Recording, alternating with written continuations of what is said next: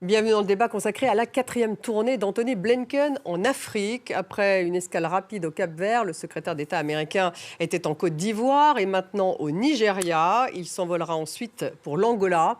Les États-Unis ont fait de l'Afrique une priorité, je cite, selon la Maison-Blanche, depuis le sommet organisé à Washington il y a 2 ans. Molifi, la secrétaire d'État adjointe aux affaires africaines, a décrit ce voyage de Blinken comme une tournée vers l'avenir, a-t-elle dit. À l'agenda, la croissance économique, la démocratie et la sécurité. En Côte d'Ivoire, Antony Blinken a assisté au match Côte d'Ivoire-Guinée équatoriale, match qui a donné une victoire écrasante à la Guinée équatoriale. Antony Blinken a salué notamment l'approche ivoirienne, a-t-il dit, de la lutte contre le djihadisme qui frappe plusieurs pays d'Afrique de l'Ouest.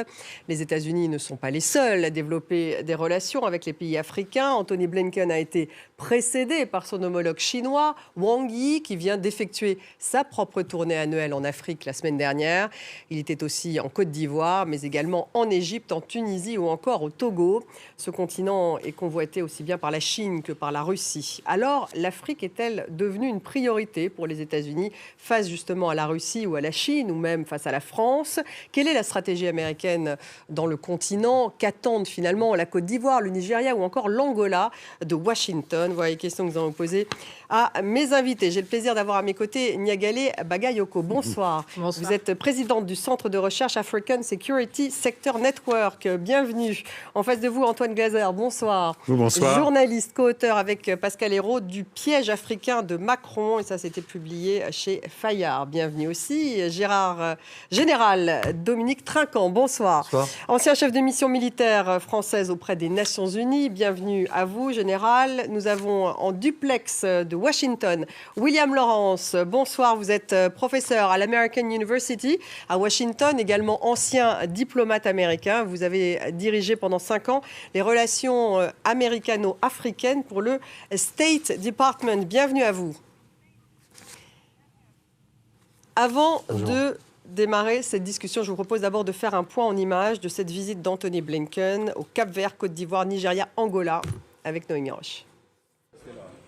C'est sa 2e visite en Afrique subsaharienne en moins d'1 an. Avec le président ivoirien, le secrétaire d'État américain est venu parler sécurité et stabilité dans la région, dans un contexte de coup d'État militaire dans les pays voisins et de menaces djihadistes au Sahel. Nous avons passé beaucoup de temps à parler des défis régionaux en matière de sécurité. Et la Côte d'Ivoire est un partenaire essentiel. Un partenaire pour nous, un partenaire pour les autres pays de la région qui essayent d'aller de l'avant. Nous apprécions particulièrement le leadership dont la Côte d'Ivoire fait preuve dans la lutte contre l'extrémisme et la violence. Le secrétaire d'État américain est aussi venu renforcer les liens économiques et commerciaux avec Abidjan. Retrouver de l'influence en Afrique face à la concurrence de Pékin et de Moscou, c'est l'objectif de cette tournée africaine. Un engagement réaffirmé par Antony Blinken dès le début de sa tournée lundi au Cap-Vert. Les États-Unis sont engagés à approfondir, à renforcer et à élargir nos partenariats à travers l'Afrique. Des partenariats qui profitent aussi bien aux Africains qu'aux Américains.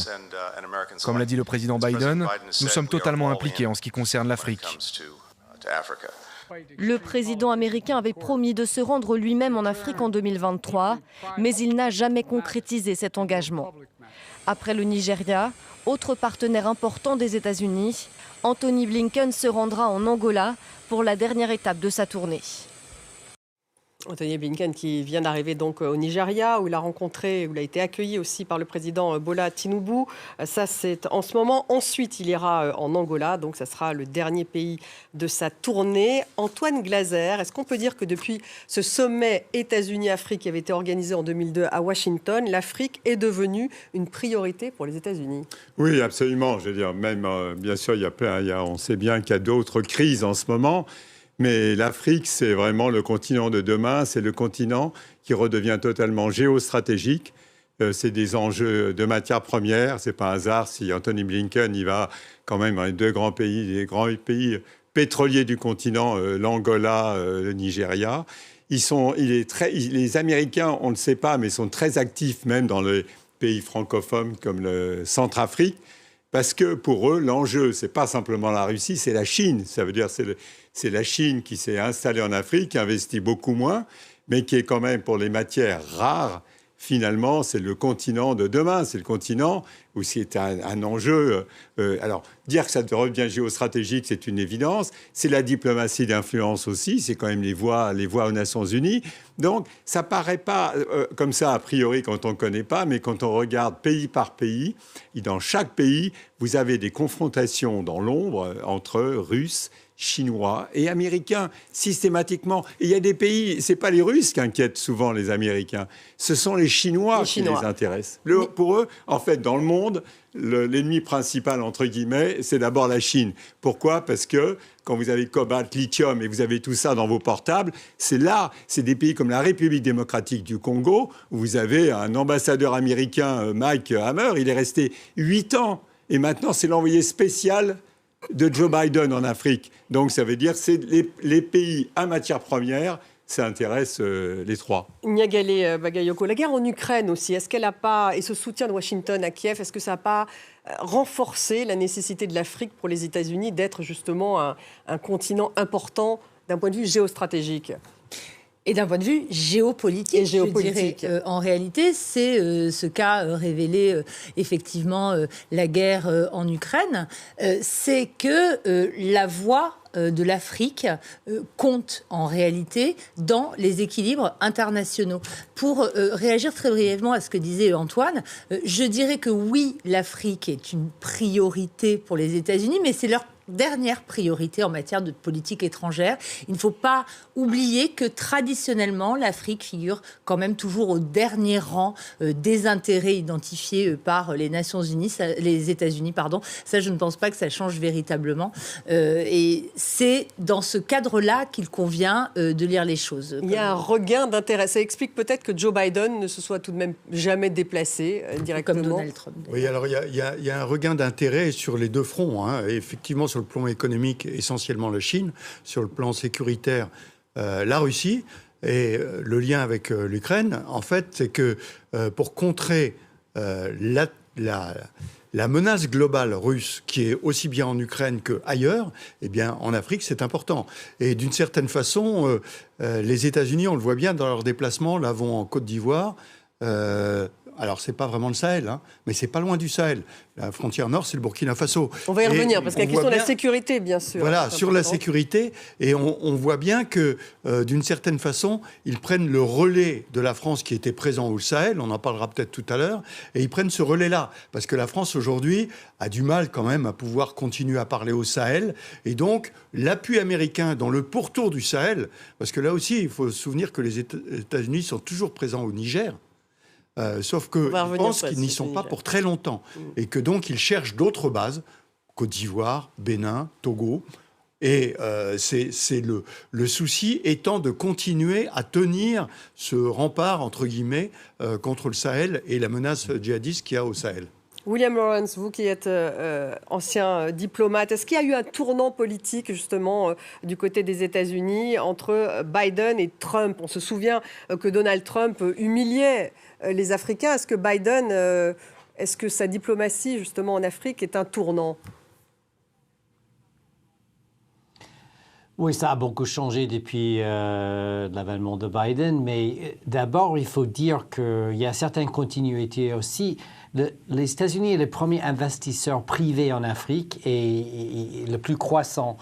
Et au niveau de sécurité, il n'y a pas de concurrent pour les États-Unis. Les Russes qui font avec certains pays où il y a des chefs d'État putschistes, ça n'a rien à voir avec l'aide sécuritaire à travers le continent qui fait les Américains.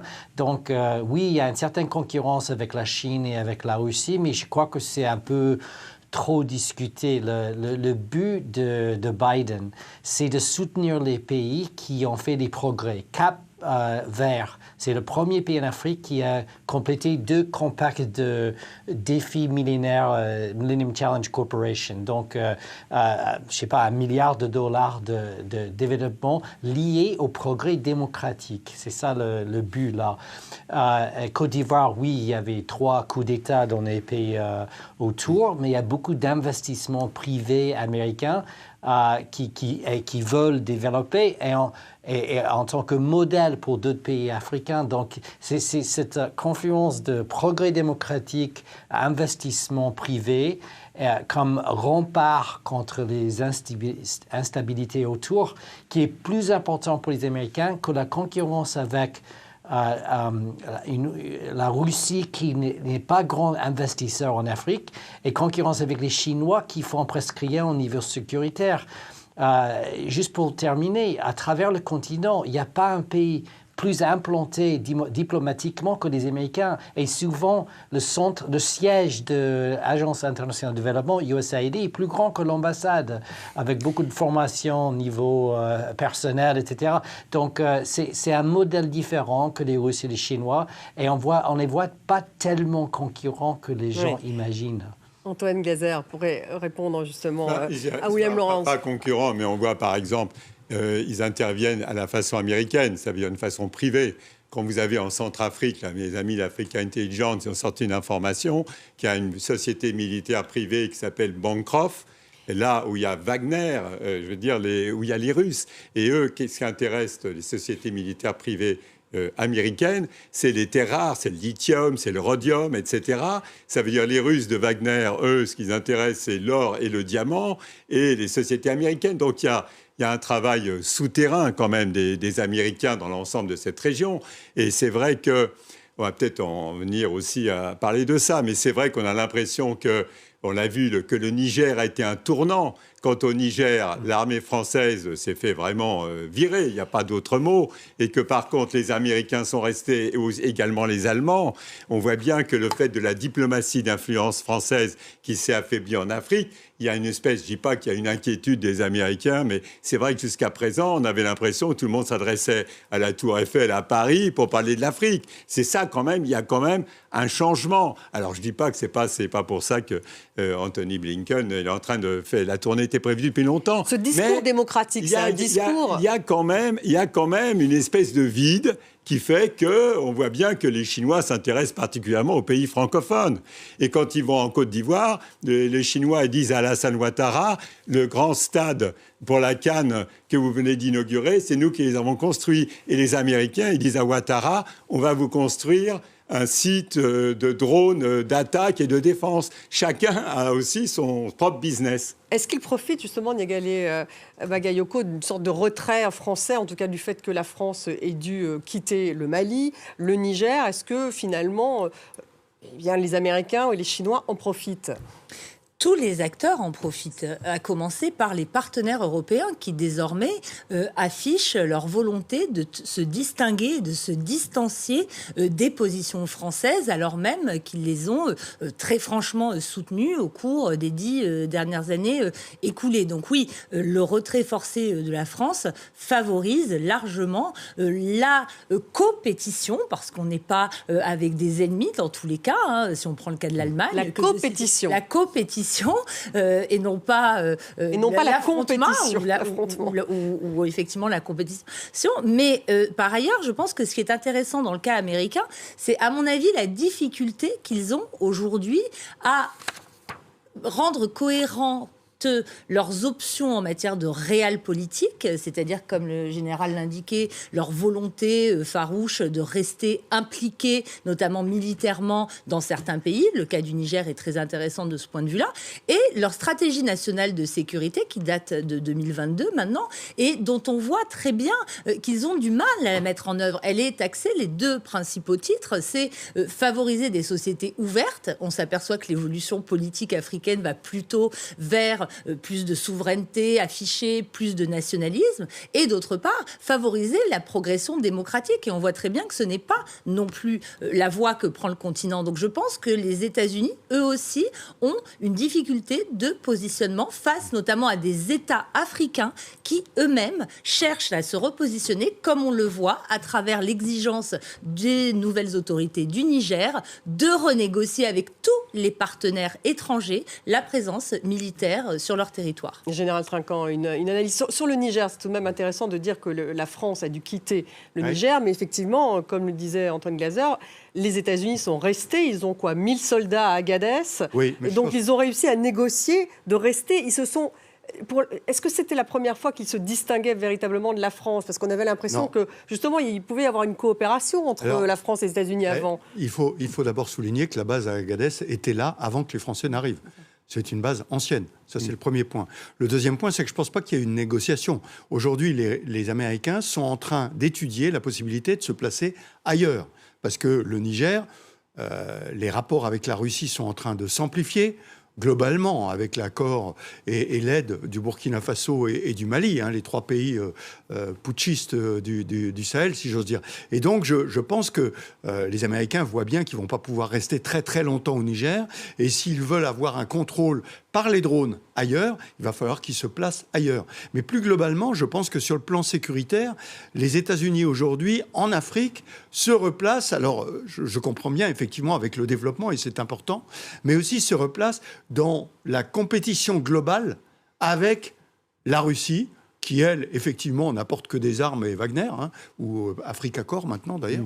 Et puis les Chinois avec des grands travaux, etc. Et les États-Unis se replacent dans cette compétition globale parce que c'est la place des États-Unis dans le monde et que l'Afrique est un peu un continent en devenir. Je rappelle que c'est le seul continent qui a une croissance démographique énorme. Le reste du monde ne l'a plus. L'Europe, l'Amérique du Sud, l'Asie n'a plus de croissance démographique, l'Inde étant un peu une exception. Et donc aujourd'hui, cette Afrique qui marche vers sa souveraineté après les indépendances, c'est la souveraineté aujourd'hui, eh bien c'est un continent en devenir où chacun cherche à prendre des parts un peu au-delà de l'héritage historique colonial qu'avait la France là-bas. William Lawrence, est-ce que vous pouvez réagir? Est-ce qu'il y a un objectif aussi de lutte contre le djihadisme du côté américain? Il y avait un peu ce discours finalement en Côte d'Ivoire. Oui, alors l'aide sécuritaire américaine pour beaucoup de pays en Afrique, c'est surtout les entraînements pour les militaires, pour lutter contre le terrorisme, mais aussi des échanges d'intelligence, etc., etc. Oui, il y avait des faillites. Là, ils ont essayé de former les troupes au Mali, Burkina, et Niger, etc. Mais il y a aussi des réussites. Et quand il concerne les Russes, là où ils vont les Russes, les choses sont pires. Alors les Américains sont là à dire, regardez ce que les Russes font, est-ce que c'est mieux pour vous ou est-ce qu'ils ne volent pas de l'or et des diamants en échange pour certaines protections pour les chefs d'État putschistes. Et c'est assez clair pour les pays africains qui ne profitent pas énormément de l'aide des Russes, sauf pour la protection des régimes putschistes. Il y a une autre chose qui n'est pas assez discutée, c'est qu'il y a un désinvestissement chinois à travers le continent assez important qui n'était pas bien étudié. À Angola, à Kenya, même en Algérie en 21-22, ils ont coupé par la moitié leurs investissements. Pas parce que les Chinois sont bons, sont mauvais, mais ils ont appris qu'il y a certaines endroits en Afrique où ils peuvent mieux réussir que d'autres. Il y a au moins une dizaine de pays où il y avait des scandales pour Huawei, etc. Donc les Chinois deviennent des investisseurs plus prudents et plus intelligents, qui n'est pas mauvais pour l'Afrique. Et au niveau de l'infrastructure aussi, les Américains ne sont pas contre des investissements chinois en infrastructure, mais ils veulent que les Africains ont des deals, des relations mieux avec la Chine. Oui. Moi-même, personnellement, j'ai aidé les pays africains à renégocier les termes des prêts avec les Chinois parce qu'on n'est pas contre les investissements chinois, mais on veut que ça marche mieux pour les Africains. Oui, dans l'intérêt aussi des Américains. Enfin, il faut le dire tout de même, William Lawrence, c'est pas juste pour la beauté du geste. Oui, chaque pays a ses intérêts, bien sûr, mais comme dit le premier monsieur qui a parlé, les Américains regardent l'Afrique pas comme terrain de djihadisme. Ils voient l'Afrique comme un continent de 55 pays qui sont très performants, qui ont la plus grande croissance du monde et la plus grande protection du monde, avec certaines contraintes, certains défis. et ils sont là à aider. Et il ne faut pas oublier que les Chinois dépendent des actions américaines pour stabiliser les pays, pour pouvoir gagner plus d'argent. Les Chinois ne vont pas jouer ce rôle sécuritaire en Afrique. C'est intéressant. C'est très compliqué. Il faut aller voir pays par pays ce qui se passe. William Lawrence, pour rebondir sur ce que vous voulez dire, on va d'abord regarder aussi ces images du chef de la diplomatie chinoise, donc Wang Yi, qui a fait son tour d'Afrique il y a une semaine. Il était en Côte d'Ivoire il y a une semaine, donc juste avant Anthony Blinken, donc ce n'est pas non plus un hasard. Antoine Glaser, pour rebondir effectivement sur ces prêteurs chinois qui effectivement ont moins prêté en 2022, quand on regarde les chiffres, 994 millions de dollars de prêts à l'Afrique, ça paraît beaucoup, mais effectivement c'est plutôt moins. C'est le montant le plus faible depuis 20 ans. Mais est-ce qu'aujourd'hui, on ne parle pas seulement de prêts chinois, mais aussi d'une stratégie peut-être plus militaire, avec une approche peut-être plus politique aussi de la Chine en Afrique, et plus seulement économique? Absolument, absolument. Ce qui est vrai, c'est que vous avez les Chinois, ils avaient mis des montants tellement énormes, 250 milliards de dollars, ils ont endetté les pays. Et comme ils n'étaient pas dans les clubs de Paris de rééchelonnement des dettes et autres, à un moment donné, c'est eux qui portaient toute une part de cette dette-là. Et donc, ils ont passé des deals. Donnez-moi des matières premières et à ce moment-là, je vous donne de l'argent. Mais ils arrivent au bout d'un cycle. Et comme dit l'ambassadeur américain, absolument. Maintenant, ils vont affiner. Ils s'intéressent beaucoup à tout ce qui est les grands couloirs comme ça de sortie des matières premières. En ce moment, c'est entre la Zambie, la RDC jusqu'en Angola. Et il y a quand même des frictions souvent avec les Américains qui sont aussi sur les mêmes stratégies des matières premières. En Angola, dont on a parlé, vous n'avez pas d'ambassadeur de Chine actuellement, mais les Chinois, ils sont en train de renégocier. Ils veulent sortir toujours le pétrole. Et la force des États-Unis, les États-Unis sont autosuffisants quasiment en pétrole maintenant, mais ils veulent quand même que les autres pays, pour pouvoir maintenir quand même le pétrole et le dollar à un certain niveau, puis c'est quand même le pétrole, c'est le dollar c'est la monnaie mondiale. Mais je pense que ce n'est pas un des choix stratégiques réellement de la Chine, des États-Unis, c'est l'Afrique elle-même qui se met en position de compter dans le monde. Quand vous voyez, même par rapport à ce qui se passe au Proche et au Moyen-Orient, quand vous voyez l'Afrique du Sud, c'est elle qui est maintenant à l'offensive par rapport à ce qui se passe en Israël, à Gaza. Quand vous voyez, par exemple, là, vous vous réveillez le matin, vous entendez les Américains et les Anglais qui ont bombardé le Yémen et les Houthis. Vous voyez que c'est l'Afrique qui s'implique. Les Houthis, le Yémen, vous regardez une carte, vous voyez que c'est Djibouti. Djibouti, vous avez le monde entier, c'est l'endroit du monde. Vous avez Chinois et Américains face à face. Les Américains sont toujours en train de se plaindre que quand les avions chinois, ça les empêche de décoller. Il y a des stratégies. Quand vous regardez une carte, c'est hallucinant. Ça veut dire, c'est en dessous des radars, mais je peux vous assurer que sur le terrain, ils se fritent quand même, hein. Et justement, ce sont les Africains. Ce qui est intéressant, en Côte d'Ivoire, par exemple, quelle serait la différence entre le chef de la diplomatie chinoise, qui donc va voir Alassane Ouattara il y a une semaine, et maintenant Anthony Blinken, donc quel accueil a-t-il été réservé à l'un ou à l'autre du côté ivoirien? C'est quand même intéressant de comparer. Mais c'est ça qui est très intéressant, justement. C'est le repositionnement de la plupart des diplomaties africaines qui, désormais, cherchent ouvertement à maximiser leurs intérêts plutôt que des alliances avec des partenaires traditionnels. C'est-à-dire qu'il n'y a pas forcément, de la part des différents gouvernements, volonté de prendre parti pour un camp, pour un autre.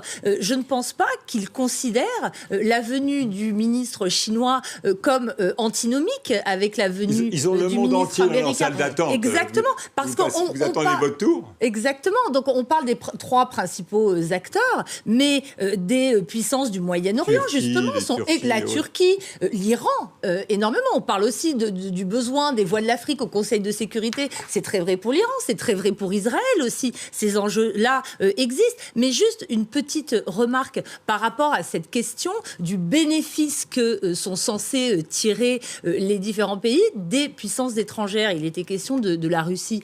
Aujourd'hui, il est considéré, dans un pays comme le Mali, que c'est grâce à l'intervention russe que la victoire stratégique recherchée par les élites politiques maliennes, non pas seulement depuis l'arrivée au pouvoir des militaires, mais précisément avant, avec les autorités civiles, était la reconquête de la ville de Kidal, du nord du pays. Ils sont satisfaits de ce point de vue du partenariat avec la Russie, ce qui, à mon avis, n'exclut pas qu'ils concluent aussi des partenariats avec des puissances qui sont plus opposées à la Russie sur la scène internationale. Général Trinquant, Molifi, qui est donc la secrétaire d'État pour l'Afrique américaine, elle dit « Si le Niger choisit un partenariat avec les Russes, ça sera compliqué pour nous, comme au Mali ou en Centrafrique. » Donc il y a tout de même, là les États-Unis, ils mettent un peu aussi ces pays africains au pied du mur. C'est un peu les Russes ou nous. Mais c'est naturellement, dans le domaine sécuritaire, c'est le cas. Mais c'est le cas pourquoi ? Parce qu'il faut rappeler que la présence des Russes en Afrique n'a rien à voir avec l'intérêt pour ces pays africains. C'est de l'autofinancement par l'or ou les diamants d'un certain nombre de groupes de mercenaires qui sont là-bas, qui peuvent réussir des coups comme à Kidal, par exemple, mais qui, en revanche, reculent devant la menace djihadiste qui est bien plus importante actuellement dans ces trois pays. La zone des trois frontières est devenue quasiment... Il y a une augmentation. Il y a eu plus au Niger, plus d'attaques djihadistes en 6 mois que dans les 2 années précédentes. Donc, si vous voulez, aujourd'hui, les États-Unis se placent dans cette configuration essentiellement parce qu'ils savent très bien que si la Russie investit là-dedans, c'est pour profiter de la position. Aujourd'hui, je le disais tout à l'heure, les pays africains, c'est enfin la souveraineté. Après les indépendances, c'est enfin la souveraineté et le marché est ouvert. Donc on profite du marché. Et dans le marché, il y a des infrastructures avec les Chinois, il y a de la sécurité avec les Russes, et puis il y a d'autres marchés à avoir avec d'autres. Et c'est ce qui se passe aujourd'hui dans le seul continent, je le répète, qui est le continent en croissance dans le monde. William Laurence, est-ce que Anthony Blinken n'est pas en train de chercher aussi des voies du côté de ces pays d'Afrique ? On parlait de l'Afrique du Sud, on sait justement quel a été son positionnement dans la guerre en Ukraine. En fait, est-ce que parce que justement les voies africaines n'étaient pas favorables finalement à Biden dans ses choix de politique étrangère, est-ce qu'il n'est pas en train de chercher ces voies-là aujourd'hui, Anthony Blinken ? Il faut toujours comprendre que d'un côté, les Américains ont des relations avec tous les pays africains, presque tous. Donc, parfois ils sont croissants, parfois ils sont diminuants, parfois ils sont forts. Mais les Américains, ils ont une relation forte avec l'Afrique du Sud, même si l'Afrique du Sud fait certains choix dans son intérêt. Ils font des coopérations avec les Russes, avec la Chine, etc. Mais ça ne veut pas dire qu'il n'y a plus de relations entre les Américains et les Sud-Africains. Mais c'était un peu un soufflet pour les États-Unis quand même. Il y a des relations à travers le continent. Comment ? C'était un peu un soufflet à l'égard des États-Unis et leur positionnement pro-russe, l'Afrique du Sud, dans la guerre en Ukraine. Oui, mais les Américains, ils répètent sans cesse quand ils concernent l'Afrique, African Solutions, African Sovereignty. Donc, c'est le choix des Africains. Et les Américains ne vont pas dire aux Africains de faire ou de ne pas faire. Il y avait trop de ça dans l'histoire. Ils veulent dire, si vous choisissez les Russes, il y aura certaines conséquences, éventuellement, ou bien tout de suite, mais vous êtes libre de choisir les Russes. On ne va pas faire un coup d'État, on ne va pas faire des pressions énormes. C'est à vous de choisir. Mais si vous choisissez un modèle de coopération, de partenariat, d'investissement privé, de formation des gens, de personnel gouvernemental, non gouvernemental, comme font les Américains énormément, si vous choisissez aide pour sécurité alimentaire, coopération pour le changement climatique. Il y a beaucoup de choses qu'on peut faire ensemble, mais si vous choisissez un modèle peut-être plus traditionnel, vendre vos ressources pour une certaine protection comme font les Russes, ou bien un certain investissement un peu vanitaire comme font les Chinois, vous pouvez faire ce choix. On ne veut pas vous dire non. Oui, en tout cas, c'est le discours qu'ils adoptent, Antoine Glaser. On voit bien qu'ils négocient pour essayer effectivement d'être présents. Intéressant de voir qu'aujourd'hui, aujourd'hui, le président tchadien, donc Mahamat Idriss Déby, est en Russie, puisqu'il rencontre Vladimir Poutine demain. Il y a aussi eu un sommet Russie-Afrique en 2023 à Saint-Pétersbourg, comme il y a eu un sommet Chine-Afrique. Donc finalement, le président tchadien va tout de même voir Poutine. Franchement, c'est quand même une claque à la France. Je veux dire, quand même, quand vous avez le président Macron qui était à côté de Mahamat Déby, au moment où son père, Idriss Déby, et décédé, maréchal même, était décédé, et le président Macron a été adoubé le fils, même s'il dit non, je ne sais pas adouber, je veux des élections, etc. Mais quand même, la France a été obligée de se retirer du Burkina, du Mali, du Niger. Bon, au Burkina, c'était sous des forces spéciales, mais quand même de retirer toutes les troupes. Et finalement, une partie de ces troupes se trouve au Tchad. Et qu'est-ce que va faire Mahamat Déby ? Il va en Russie. Bon, quand Biya avait fait pareil, Macron était en juillet 2022, non, mais c'est ce que vous dites, ils mettent en concurrence. Mais quand même, je veux dire. Comme tous les États du monde. C'est quand même, ça veut dire, exactement, comme le dit Niagalé, les types, ils ont maintenant le choix, quand ils pensent à leur propre sécurité, mais comme vous avez une alliance maintenant, Burkina, Mali, Niger, et si vous avez en plus le Tchad, ça veut dire que les Russes, ils sont at home, ils sont chez eux maintenant dans toute cette zone avec le Soudan. Parce que le problème du Tchad, c'est pas vraiment le Sahel, c'est la France qui avait entraîné les Tchadiens au Sahel pour combattre les djihadistes. Mais le problème du Tchad, c'est les Soudans, c'est les dizaines de milliers de réfugiés du Soudan, c'est la Libye au nord. Et les Américains, je suis d'accord avec le général, de toute façon, les Américains au Niger, ils avaient une base à Agadez, c'était plutôt pour regarder la Libye et le Soudan, c'était pas vraiment le Niger qui les intéresse. Et effectivement, s'il y a les Russes, parce qu'apparemment, il y a les Russes qui vont débarquer, à ce moment-là, ils iront en Côte d'Ivoire, ils installeront une base de drones et d'attaque en Côte d'Ivoire. Donc la Côte d'Ivoire devient c'est le repli sur les côtes. C'est le repli sur les côtes. La Côte d'Ivoire devient les pays côtiers en général. Le Ghana. La Côte d'Ivoire revient piquer. Pardon. Oui. Oui, la Côte d'Ivoire, mais tous les pays côtiers comme le Ghana, le Togo, le Bénin, on voit très bien qu'il y a une stratégie des pays occidentaux qui vise à se redéployer dans cette zone parce qu'ils sont moins bienvenus, je ne parle même pas de la France, mais en tout cas les autres pays occidentaux qui n'ont pu l'être au cours des 10 dernières années, dans le Sahel notamment. Il y a vraiment une stratégie de repositionnement vers le golfe de Guinée. Est-ce que c'est acté qu'il y a un retrait de la France, un retrait de l'influence de la France, Général Trinquant ? Alors écoutez, il y a beaucoup de discussions sur ce sujet-là. Je reviens simplement sur le Sahel. Le Sahel, avant 2013, il n'y avait pas de forces françaises au Sahel. Elles sont arrivées avec l'opération Serval, puis Barkhane. Et ces pays, après l'indépendance, étaient plutôt des pays tournés vers Moscou. Donc, si vous voulez, il y a des retours de balancier qu'il faut prendre en compte. Je constate simplement que l'endroit où sont présents les Français, et je ne parle pas des forces françaises, parce qu'elles sont en train de diminuer considérablement de volume. À Dakar, en Côte d'Ivoire, au Gabon, à Djibouti, il n'y a pas de discussion. Elles sont toujours là. On parle du Tchad. Moi, pardonnez-moi, je ne pense pas que ce soit une claque contre la France. Le problème, c'est que le Tchad, comme vous avez raison, il s'intéresse au Soudan. Ce n'est pas la France qui va régler le problème du Soudan. C'est avec les Russes qu'il faut le traiter. Parce que il y a un mouvement au Soudan qui est très soutenu par les Russes. Donc, il faut aller discuter avec les Russes. De même que le Tchad discutait avec les Russes à propos de la Centrafrique. Parce qu'il y avait un problème de rébellion en Centrafrique. Donc, je pense que le Tchad, tout simplement, il pense à ses intérêts. Alors, la base française qui est là, elle est utile. Mais ce n'est pas elle qui va régler tous les problèmes. Et donc, je discute avec les autres. Donc, vous ne dites pas c'est une claque à la France, comme vient de le dire. Non, mais on a ce côté un peu français où, vous comprenez, on ne veut pas la France-Afrique, mais quand même, quand il n'y a plus la France, ça ne va pas. Donc, il faut s'entendre, je pense, que les pays africains sont souverains. Ils font des choix, comme notre interlocuteur de Washington le disait, ils sont souverains et il faut qu'on se retire de l'esprit qu'il faut absolument que ça colle à la politique française. William Lawrence, pour justement évoquer cette relation entre les États-Unis et la France en Afrique, est-ce qu'auparavant, les États-Unis faisaient un peu plus confiance à la France, une sorte de relais on passait par Paris peut-être pour justement évoquer l'Afrique, et maintenant, ça serait terminé?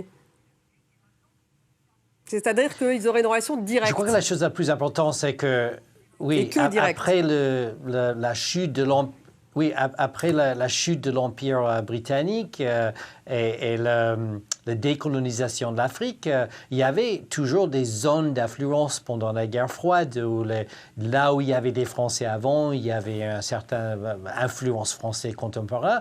Et les Américains ont souvent remplacé les Anglais là où il y a, dans les pays anglophones, etc., etc. Mais là, depuis peut-être 20 ans, avec tous les changements sécuritaires, et la désinformation financée par les Russes à travers l'Afrique et d'autres changements après la guerre de Mali, la guerre de Libye, il y a un certain realignment, un certain changement, et les Américains ont compris qu'ils doivent faire plus dans certains endroits où les Français se retirent un petit peu. Par exemple, au Sénégal, il y avait une demande des Sénégalais aux Américains de faire beaucoup plus au niveau de sécurité dans la région, et il y a des pays où il y a des endroits où les Français peuvent faire plus. Mais je crois que c'est l'héritage colonial qui bloque les Français le plus en Afrique et une certaine désinformation des Russes qui profitent de ça. Et il faut voir la quantité de désinformation produite par cette alliance entre en fait, ça vient de Jordanie, ça vient de Bulgarie, mais c'est tous financé par les oligarques russes liés à Poutine, qui poussent les Africains à haïr la France plus et haïr les Américains. Et là, ça pousse un petit peu le soutien populaire à ces coups d'État. Et donc, il y a beaucoup à faire là, à montrer aux Africains qu'on a menti à eux. Ah.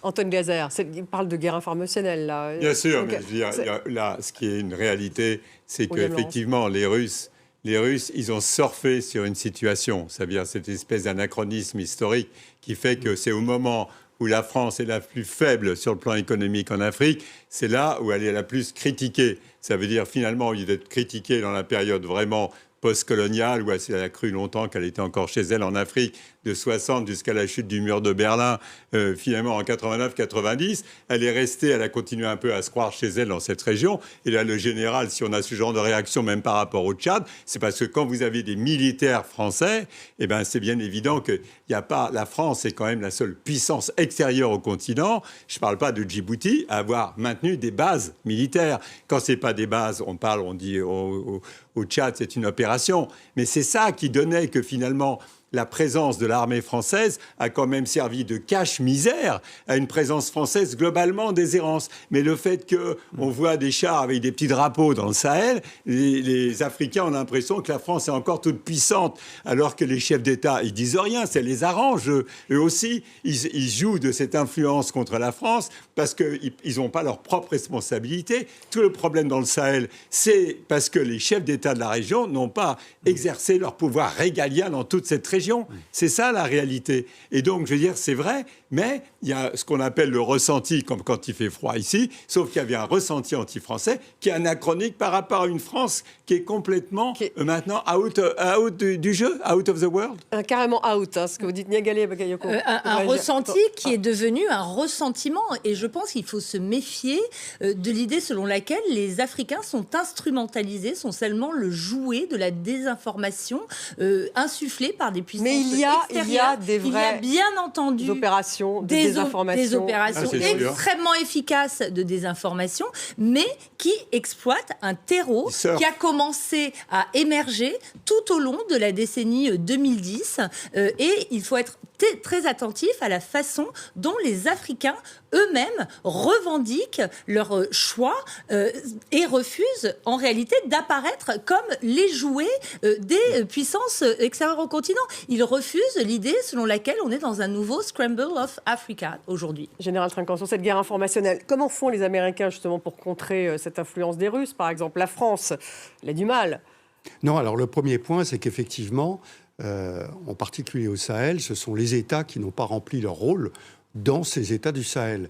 Le deuxième point, c'est qu'en Afrique, vous avez quand même 60% de la population qui a moins de 20 ans. Donc, si vous voulez, la colonisation, pour eux, c'est une vieille affaire. Mais c'est un prétexte extraordinaire. Donc on va revenir, et ça les Russes et la désinformation le font beaucoup, sur la colonisation. Et j'entends très bien, prix de Washington, où à juste titre on dit, mais c'est le problème de ce ressentiment post-colonial, alors que c'est une population qui n'a jamais connu la colonisation. Donc il y a vraiment une instrumentalisation de tout cela, avec le problème, je pense, le vrai ressenti de beaucoup de jeunes Africains qui sont en fait contre leur gouvernement, contre la façon dont leur gouvernement mène la politique. On parlait tout à l'heure du Cameroun, avec un président qui a 87 ans, en Côte d'Ivoire, dont on sait que le président avait dit qu'il ne se présentait pas, puis qu'il a fini par se présenter. Donc les populations... Donc ça veut dire quoi? Ils utilisent un bouc émissaire? Mais bien sûr, le bouc émissaire français, c'est tellement facile. Et parce que le bouc émissaire français, en plus, lui, il parle avec ces gouvernements-là. Donc on les critique à chaque fois. Mais il y a beaucoup un problème de jeunes populations qui ont un désir de changement. Et dans ce désir de changement, ils mélangent un peu tout, dont la France, je suis tout à fait d'accord. Moi, je pense que les Africains ne sont pas des marionnettes, qu'il faut le dire et le répéter, qu'il n'y a pas que la jeunesse. Surtout, on a tendance à penser que la contestation ne provient que des jeunes générations. Non, elle est beaucoup plus large. Et ce qui est en jeu, ce ne sont pas seulement les intérêts, les influences, ce sont aussi les valeurs qui sont diffusées plus largement par les pays occidentaux en général.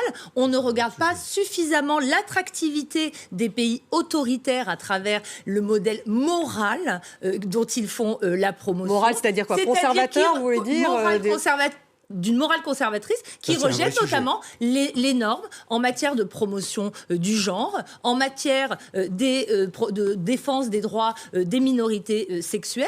Je pense qu'il y a une sorte de soft power qui vient de ces pays où un certain ordre moral conservateur, pas seulement en Russie, on peut voir ça aussi du côté des pays du Proche-Orient, par exemple. Ça ferait mouche auprès et qui font de certains aussi écho dans la façon dont les populations africaines, pas seulement jeunes, se positionnent majoritairement aujourd'hui. William Lawrence, pour terminer, si Donald Trump remportait la présidentielle cette année, est-ce que ça serait très différent, la politique africaine des États-Unis ?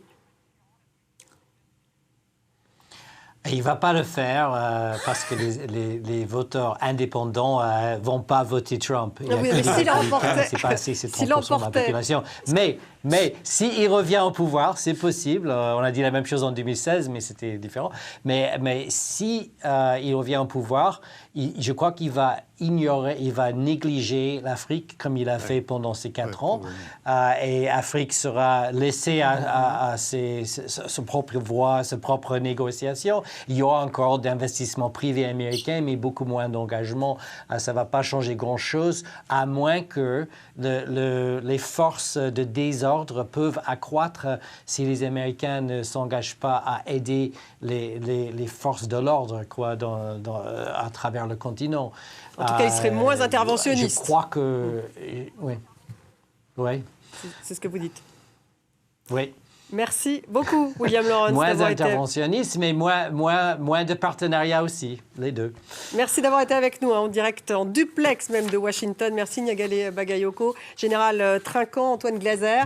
Merci à vous tous de nous avoir suivis. Vous retrouvez l'émission sur les réseaux sociaux, en podcast, et je vous dis à demain.